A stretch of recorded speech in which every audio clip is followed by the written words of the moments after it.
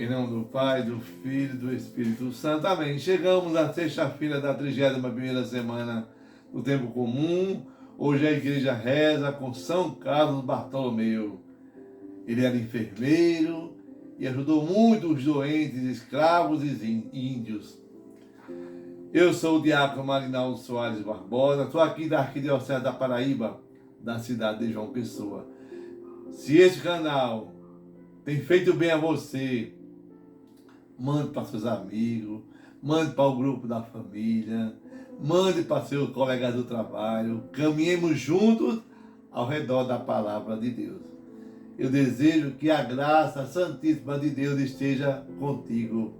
Escute, veja onde você pode melhorar, veja onde você pode se converter, mudar interiormente.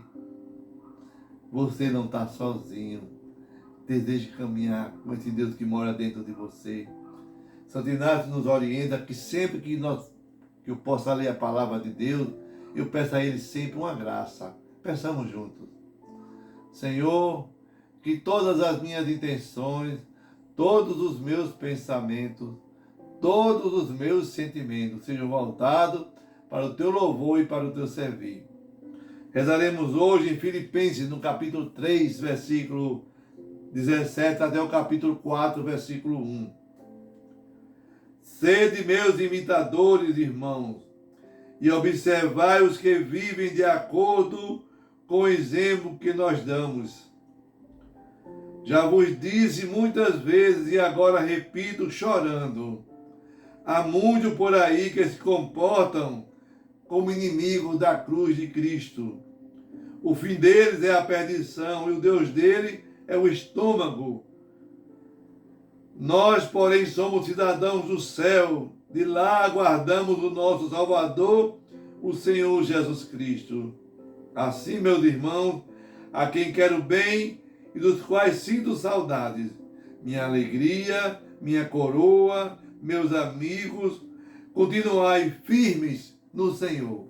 Palavra do Senhor, graças a Deus. Salmo responsorial 121, 122.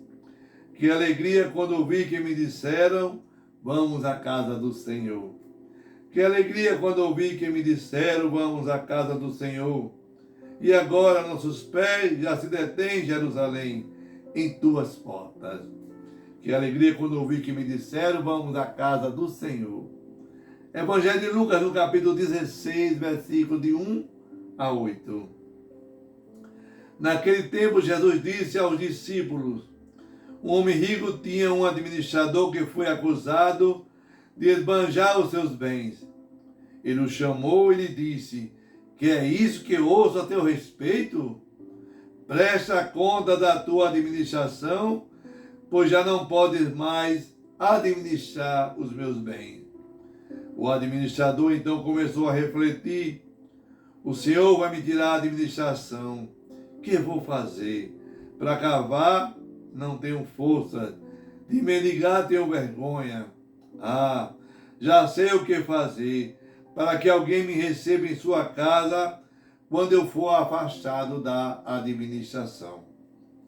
Então ele chamou cada um dos que estavam devendo a seu patrão e perguntou ao primeiro: o que deves ao meu patrão? Ele respondeu: 100 barris de óleo. O administrador disse: pega a tua conta, senta-te depressa e escreve 50. Depois ele perguntou a outro: e tu quanto deves? Ele respondeu: 100 medidas de trigo. O administrador disse: pega a tua conta e escreve 80. E o Senhor elogiou o administrador desonesto, porque ele agiu com esperteza. Com efeito, os filhos deste mundo são mais espertos em seus negócios do que os filhos da luz. Palavra da salvação. Glória a vós, Senhor.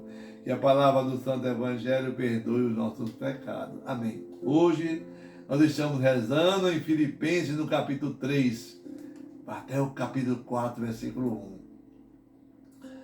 Naquela época, existiam os falsos libertinos, os falsos gentis.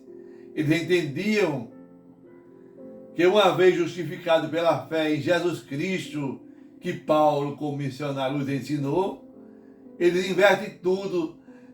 Dizem assim, que agora eles podem viver sem limites éticos nem morais. Era o oposto da proposta dos judeus. E Paulo, que observava os preceitos da lei de Deus para alcançar a salvação. Esse grupo de gentios ameaçava a igreja. E por isso Paulo faz esse alerta. Paulo diz, irmão, sejam meus imitadores, imitadores do bom exemplo que eu aprendi com Jesus Cristo. Não por vaidade, mas para que sigam o testemunho de alguém simples que aprendeu do próprio Cristo. Paulo sabe que tudo é vivido pela graça santíssima de Deus. Mas ele faz essa exaltação. E os gentios dele eram muitos, numerosos, mas eles eram inimigos da cruz de Cristo. Provando para mim e para você que a quantidade não quer dizer muita coisa, não. Eles não queriam morrer para o mundo. Ele não queria abandonar essa vida desenfreada, imoral, que satisfazia só as suas paixões. Aí Paulo diz que o destino deles é a perdição, a destruição eterna, preparada para o diabo e para seus anjos. Aqui vem um alerta para mim, para você e para todos nós. Nós não podemos ser tão exibicionistas em tudo que fazemos. Com nossas aventuras, com nossas fotografias, com aquilo que conquistamos, porque muitas vezes eu causo ciúme, causo raiva na vida do irmão. Possamos ser simples. O desejo de Paulo deve ser o nosso desejo, despertar a vontade de viver o céu ainda nesta terra, neste mundo, a terra de nosso Senhor Jesus Cristo. Viver o querigma, viver o anúncio de Jesus Cristo. Paulo diz que a nossa esperança é Jesus, confirmando o que diz o salmista hoje no Salmo 121, 122, que alegria quando me disseram, vamos aonde? Vamos à casa do Senhor, à casa de Deus, a casa preparada por nós aqui na terra, levaremos um dia para o céu. Nossa bondade, a nossa caridade, o nosso compromisso cristão. Hoje, Lucas, no capítulo 16, ele nos faz entender que o nosso relacionamento com o dinheiro, com os bens materiais, é muito sério. O entendimento para a nossa salvação. Tem pessoas que administram o que é dos outros de diversas formas. Uns são honestos demais, outros são desonestos demais. Nessa perícope, o administrador ele foi acusado de esbanjar os bens do patrão. E o administrador diz, que é isso, amigo? Que eu escutei falar de você, que eu escutei falar a seu respeito. Já não pode mais administrar os meus bens. Olha só, o cara foi mandado embora. Nem deu tempo ele provar que ele era inocente ou culpado. Olha aí a boa fama. Ele foi caluniado. Que terrível esse pecado da calúnia. O homem, ele era desonesto? Sim, todos nós sabemos que ele era desonesto. Mas perdeu o emprego por uma suspeita, pelo ouvir falar daquela pessoa. Então, é pecado você difamar o seu irmão. É pecado você difamar as pessoas para não fazer com que ela perca o reino do céu. Aí o administrador inteligente, mundano, faz uma conta bem ligeira. Pensou assim, trabalhar sou preguiçoso. Tem coragem não. Pedir, morro de vergonha. Já sei o que vou fazer. Vou arranjar, conquistar, criar mais amigos. Aí chama os devedores e dá a sua comissão para os devedores. Não é que ele deu um desconto para ele, não. Ele deixou de ganhar aquela parte do dinheiro que ele administrava do seu patrão. Deu para o outro o seu lucro. Quem devia 100 ia colocar 80. Quem devia 100 ia colocar 50. Que cabra bom, né?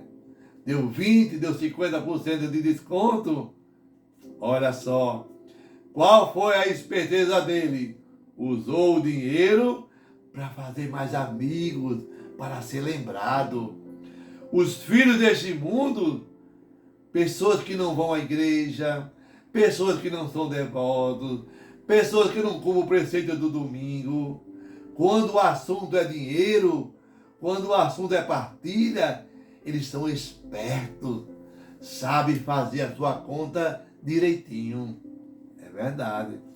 Os filhos deste mundo, mas nós que vivemos na igreja, que gostamos de ser chamados de filho de Deus, muitas vezes somos malditos, malquistos, criticados pela nossa avareza.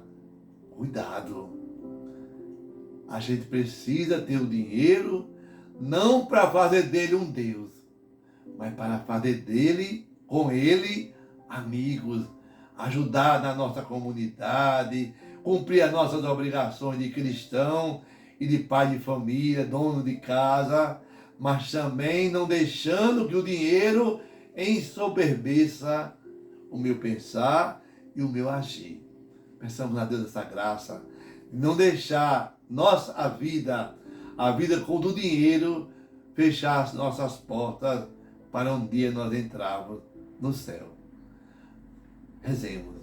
Abri, Senhor, os meus lábios para bendizer o vosso santo nome. Purificai o meu coração de todo pensamento vão, desordenado e estranho. Iluminai o meu entendimento e inflamai a minha vontade para que eu possa rezar atento nesta manhã, para que eu possa observar sempre a vontade de Deus na minha vida e que eu mereça ser atendido por vossa majestade, escolhido para ser agraciado por Deus e que eu possa fazer sempre a sua vontade. Amém. Que desça sobre você a bênção do Deus Todo-Poderoso, Deus que é Pai, Filho, Espírito Santo. Amém. Paz e bem.